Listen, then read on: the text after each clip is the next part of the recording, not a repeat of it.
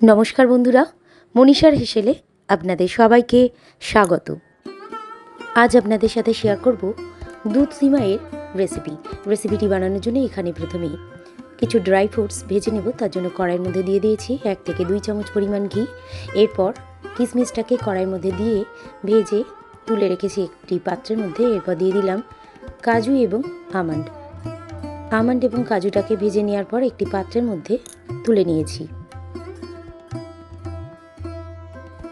সিমাইটাকে ভেজে নেব, তার জন্য কড়াইয়ের মধ্যে দিয়ে দিলাম 1 থেকে 2 চামচ পরিমাণ ঘি। এরপর সিমাইটাকে কড়াইয়ের মধ্যে দিয়ে ভালো করে এইভাবে টুকরো টুকরো করে প্রথমে ভেঙে নিয়েছি।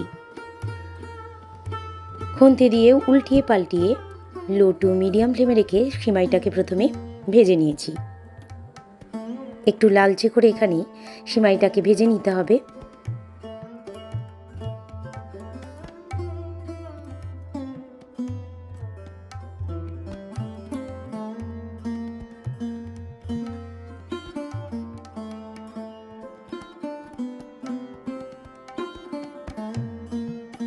এরপর কড়াইয়ের মধ্যে দিয়ে দিলাম 1 লিটার পরিমাণ লিকুইড দুধটাকে অল্প একটু জাল দিয়ে নেওয়ার পর 8 থেকে 9টি ফাটিয়ে নেওয়া এলাচ দিয়ে দিলাম।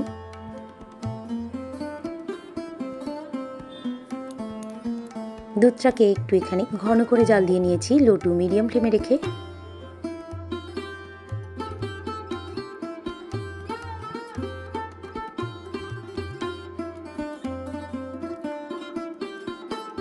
দুধটাকে এইভাবে জাল দিয়ে নেওয়ার পর 2 চামচ পরিমাণ মিল্ক পাউডার একটি বাটির মধ্যে দিয়ে 1 বড় চামচ পরিমাণ লিকুইড জাল দিয়ে নেওয়া দুধ বাটির মধ্যে দিয়ে মিল্ক পাউডারটাকে প্রথমে গুলে নিয়েছি। এরপর দিয়ে দিলাম 1 বড় চামচ পরিমাণ ব্রাউন সুগার। ভেজে তুলে রাখা ড্রাই ফ্রুটসগুলোকে দুধের মধ্যে দিয়ে ফুটতে দেব। মিল্ক পাউডারটাকে এই সময় দিয়ে দিলাম। ক্রমাগত নাড়াতে থাকবো দুধটাকে।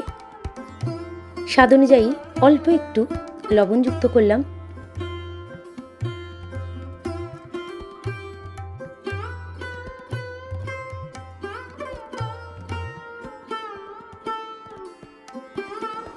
দুধটাকে এইভাবে ভালো মতো জাল দিয়ে নেওয়া হয়ে গেলে দিয়ে দিলাম ভেজে তুলে রাখা সিমাইটাকে।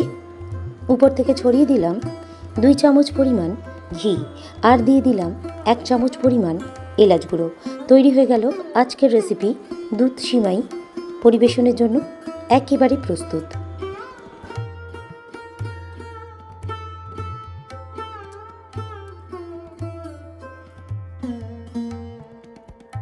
অন্যান্য রেসিপির মতো আজকের রেসিপিটি যদি আপনাদের ভালো লেগে থাকে বন্ধুরা, অবশ্যই আমার এই ছোট্ট চ্যানেলকে এগিয়ে যেতে সাহায্য করবেন।